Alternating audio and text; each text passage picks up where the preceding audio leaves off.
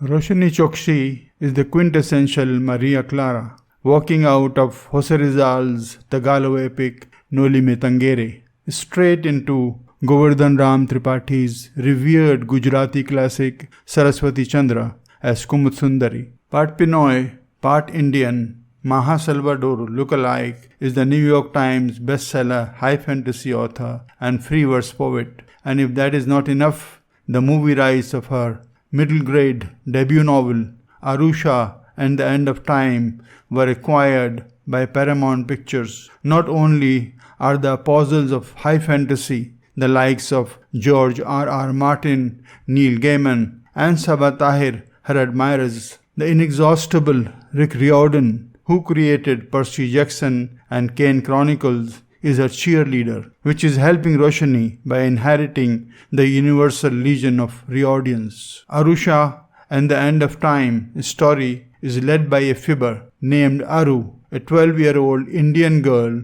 who with her archaeologist mother lives in an apartment at the Museum of Indian Ancient Art and Culture, which the mother curates. She hankers for parity with her peers and the love of her parents. Aru's persnickety buddy and soul sister Minnie, an alarming case of OCD, is a mestiza like Roshani. Her classmates surprisingly show up at the museum, challenging her to prove the truth of one of her stories, that the lamp of Bharata is cursed. Aru is caught in Pinocchio's paradox and unleashes the antagonist called the Sleeper by lighting the lamp. Now that the Sleeper is free, he plans to go to Shiva, the god of destruction, and awaken him to destroy the universe. Aru summons her guardian Shakuni, who appears in Pigeon's avatar. He reveals that she is a reincarnation of one of the Pandava brothers, or Pandavas in American reader's diction.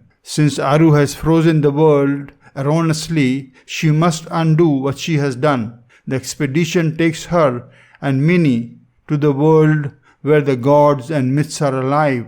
There, God Indra discloses that she is Arjuna's avatar. The quest to stop the Sleeper demands battling Asuras and Rakshasas, which spurs the tale forward and takes it to the conclusion, but not before introducing a thief and an imaginary love interest, a tether to the next installment. Emory graduate Roshani deserves appreciation for kindling the curiosity in young America and the rest of the West about Indian epics, the stories she heard in her granny's lap in infancy. The publication of the book unleashed a cacophony of voices in support and appreciation, while assailed by some in protest. While the book has made children of Indian origin in America feel proud of their heritage, American children have welcomed it as a mind-blowing supernatural universe.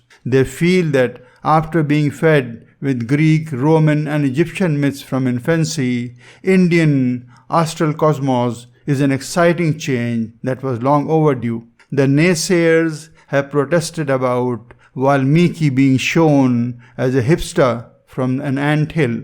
Hanuman is attired in blazers and Hawaiian shirts, and Urvashi in salwar kameez.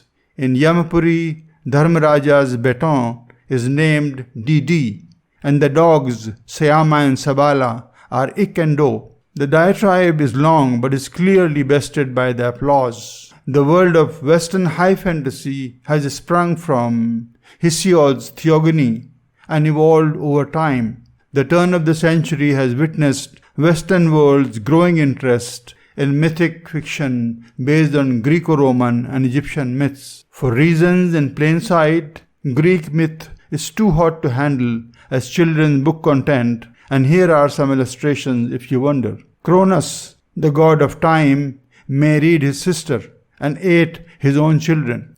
Gaia, the earth goddess, married her son Uranus, and their first baby had 50 heads and 100 hands. Erebus, the personification of darkness, married his sister Nyx, and Zeus, one of the most adulterous gods in the universe of faithful, married his sister, aunt, and ate one of his wives and children. Obviously, you can only write a bold and beautiful based on these myths, not a children's nightmare. But some creative reimaginations of Greek myths by James Joyce, Ali Smith, Sarwat Haseen, and Alex Michaelides are worth a read. Similarly, some Indian retellings of the epics such as Sita by Devadatt Patanayak, The Palace of Illusions by Chitra Banerjee Divakaruni, and Kaikeyi by Vaishnavi Patel are brilliant.